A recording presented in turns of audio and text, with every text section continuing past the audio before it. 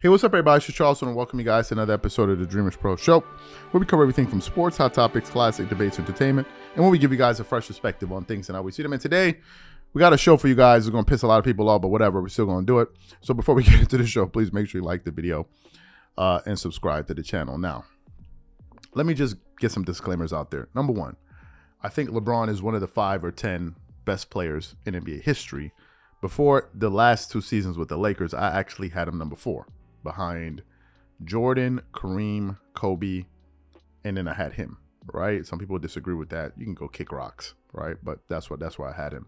But then he started losing, like last season was just a debacle of a season, and then this year, so he dropped down to my rankings. It's important to say this is my rankings, right? Just what I think. It's not that this is the official ranking for all of, NBA top 100, top 5, top 10 players. It's just my opinion. Now, we know this. I was also saying in another show that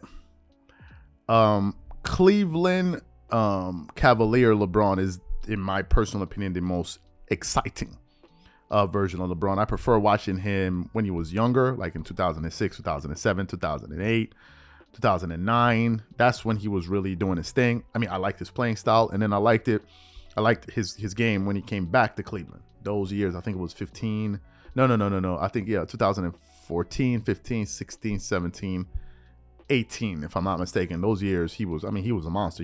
That's why I think he was the most enjoyable. Some people say Miami Heat, whatever. That's your opinion. To me, I think that's when he was playing. His best basketball. However, there's been one kind of theme in LeBron's career since the beginning of it to the current day, and that theme LeBron doesn't have enough help. This has been the number one built-in excuse. It's just, we're being honest. If you go back to every single season when he didn't perform, it's always about he didn't have help. Even I remember when that Cleveland Cavaliers team got, I think it was Jeff Green. They picked up some other players, and I remember Shannon Sharpe and Undisputed celebrating, banging on the table. Yeah, we're going to do it this year. We're going to do it this year. We're going to do it this year. And then they get to the finals and they lose, and everybody's like, well, he has no help. That's been the number one kind of scapegoat argument or excuse that his supporters have been using. Now, how does this relate to today's show? Well, yesterday, there was a conversation or a debate, rather, between Nick Wright and Chris Broussard. They're both LeBron supporters. Nick is on the more extreme side of things. And Nick was basically saying that, listen, LeBron is putting up fantastic numbers and his years are being wasted with these fantastic numbers are being wasted on the Lakers because of the team around him. And it seemed like that was the straw that broke the camel's back, and Chris Broussard seemed to have just finally had enough. A big LeBron James supporter finally had to push back in the face of Nick Wright and tell him, this excuse is lame at this point. So what we want to do is we want to play exactly the exchange between the two of them, and then we're going to come back and listen to it and react to it. Take a listen to this exchange here. LeBron beat him in the Ray Allen year. Right. And LeBron's better than Duncan was at that point, even though Duncan was first team All-NBA. Look up the numbers. The numbers, of course. But his numbers never rivaled. No, LeBron. Of course. He was a great defender. Right, he was a great defender, one of the best in the league. But what he had was the perfect cast around him. And LeBron has the worst possible cast around him. So what's frustrating to me is that Kevin O'Connor, our friend, used to always tweet, and sometimes still does, don't take LeBron for granted. Everyone's taking him for granted. Last night, he did something no one had ever done. Broke a Jordan record. I said it before the show that he was going to do it. Nobody even cares. It doesn't even register.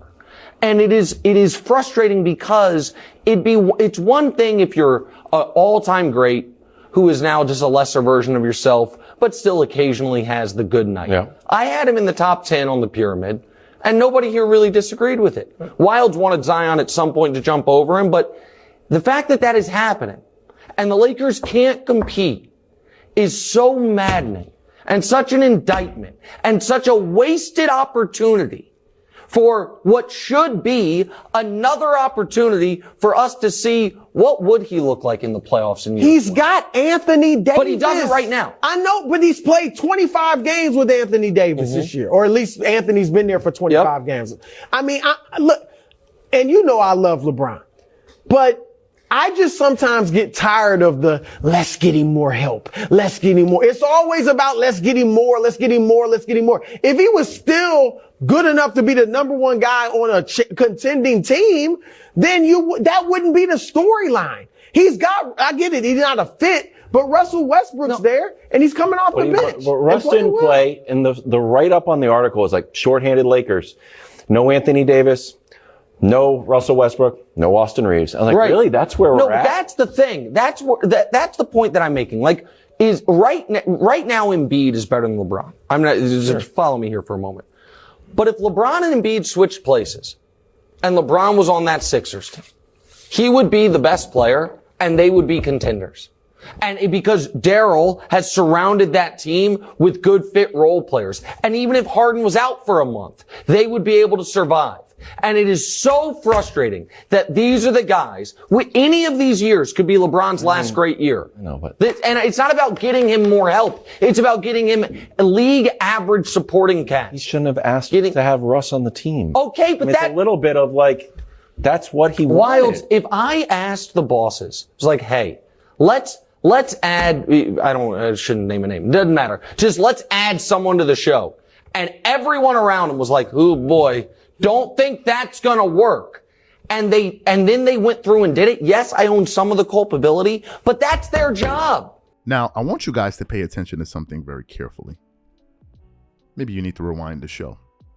If you listen to the very last point that Nick Wright made, the very last point he was suggesting was, if you remember, he said that if he makes a suggestion to Fox to bring in a different on-air talent because he feels like they're going to help, this person is going to help them drive ratings even higher. And they listen to his recommendation because, well, he's the star of the show. So why wouldn't you listen to his recommendation? He said, if his recommendation then fails and it doesn't work out, he then says that's their job, meaning that it is not his fault. And that is the problem. It's always somebody else's fault. It's never him. That is the fundamental issue. And when you have that type of logic, you always find a way to make excuses. There's always if you listen very carefully, if you listen very carefully to Nick Wright make his case as to why LeBron should be the best player of all time, it's always based on hypotheticals and excuses. Here's what I mean. He'll say, the year that they lost to the Mavs, that was very bad. But then the year that they got blown off the floor with a record margin by the San Antonio Spurs, he then says this. Well, let me ask you, if you take LeBron James off that team and you replace it with any other Pantheon player, if you replace it with Michael Jordan, you think they don't, and this is what they do. It's always a hypothetical. It's not that his fault that they lost, is that team was too good. It's not his fault that they got beat by the Cavs. I mean, the Warriors when KD came back. It's just that the team was just loaded. It's always, well, it's not his fault that he lost in the finals. First time he got swept, he was too young. It's always an excuse. It's always a reason you can give as to why he didn't perform. And it's always someone else's. This is the number one reoccurring thing. Are we going to get him help? Are we going to get him help? Are we going to get him help? Have you ever sat back and asked the question, are they going to get help for any other NBA players in the NBA? Are they going to get any help for any other players? When Giannis failed last year, did you hear anybody talking about they're going to get Giannis more help? When Kawhi Leonard failed in the playoff, did you hear anybody talking about he's going to get enough help? When this person fails in the playoff, when Stephen Curry fails in the playoffs against Kawhi in 2019, did y'all hear anybody talking about is Steph going to get enough help? No. It was always that they lost and they weren't good enough and now they got to come back and play better. But in the case of him, it's always this excuse. And Chris Broussard knows. He's been covering the NBA for a very long time. But let me tell you what's going to happen. The twerkers in the room, who already got their ones in their hands right now, tossing them up all over the place, busting it down right now, doing splits and everything. You know what they're about to say? Oh, Chris Broussard is a hater. This is what they do. A staunch LeBron supporter, they can turn him into a hater. You know why? Because he said a little bit too much truth. And it interrupted the twerking. They couldn't twerk enough. You had to say something, you lowered the music, and now I can't twerk enough. Get him out of here. Get him out of here. He's messing it up for us. So to me, Chris was right. And if you've been following the NBA for more than 5 years or 5 minutes, you will know that this has been the number one excuse. And it's one of the reasons Nick Wright blasted Kobe. Blasted him. When Kobe said after he retired about LeBron, he said, you got to figure out a way to win. You got to figure it out. And Nick Wright, who is Kobe Bryant to talk about LeBron? He was up there. All up in his feelings. What you didn't see in that clip was he was actually on his head, hold bang, like, oh my God, I can't take this anymore. This is the most emotional fan base out there.